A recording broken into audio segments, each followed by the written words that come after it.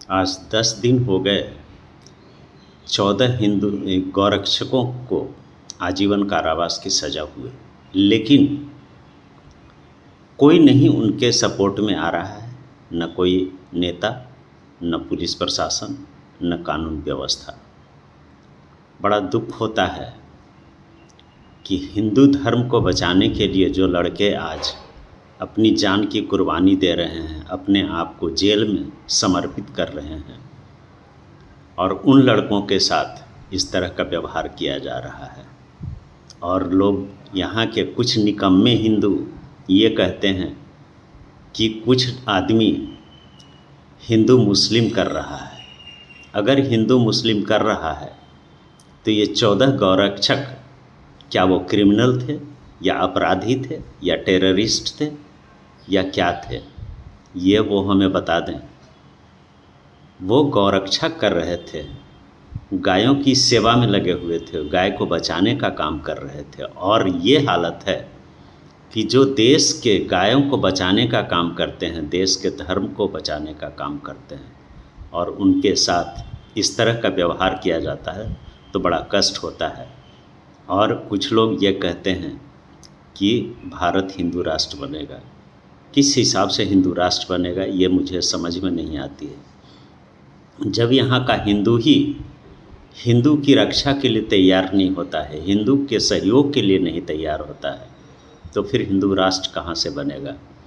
अगर किसी गैर हिंदू धर्म के किसी आदमी को के द्वारा गलत व्यवहार किया जाता है तो उसे लोग भटका हुआ कहते हैं, और उसके सपोर्ट में कुछ हिंदू आ जाते हैं।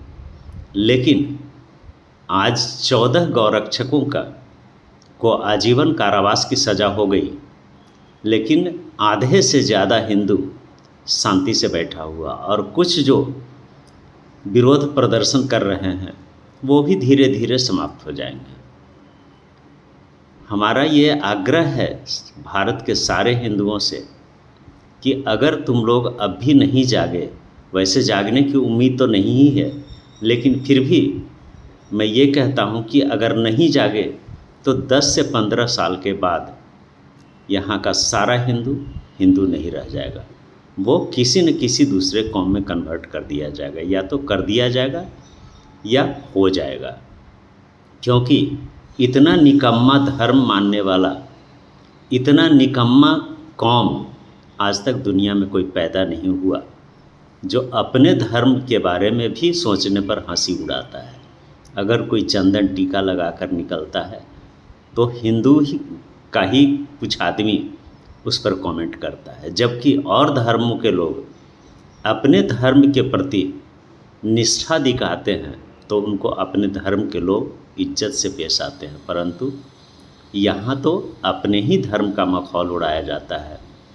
मेरा अनुरोध है राष्ट्रपति जी से और प्रधानमंत्री जी से कि उन 14 गौरक्षकों को बचा लें, वरना किसी न किसी दिन अगर गुस्सा फूटा हिंदुओं का, वैसे फूटेगा नहीं, क्योंकि यहाँ तो आधे से ज़्यादा लोग सोए हुए ही हैं।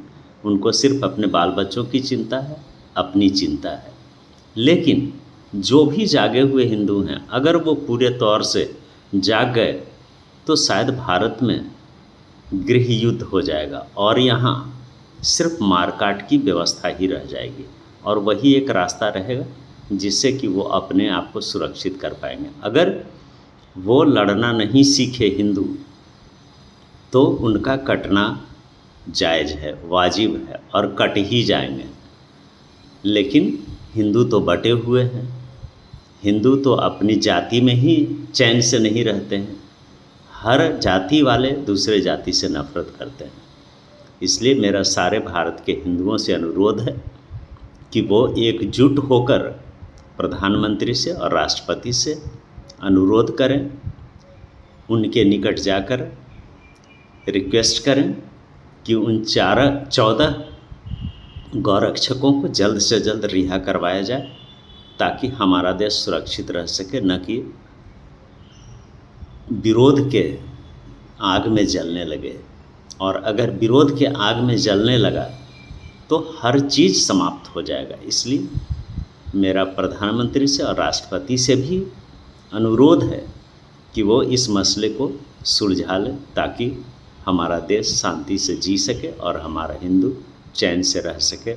साथ ही साथ जो हिंदू हिंदुत्व के लिए लड़ रहा है उसको जेल में नहीं भेजा जाए, उसको शाबाशी दी जाए, उसे इनाम दिया जाए और उसे कुछ न कुछ प्रतिष्ठा दिया जाए, ताकि वो अपने हिंदू धर्म को बचाने के लिए अपने आप को और ज़्यादा प्रेरित करते रहें।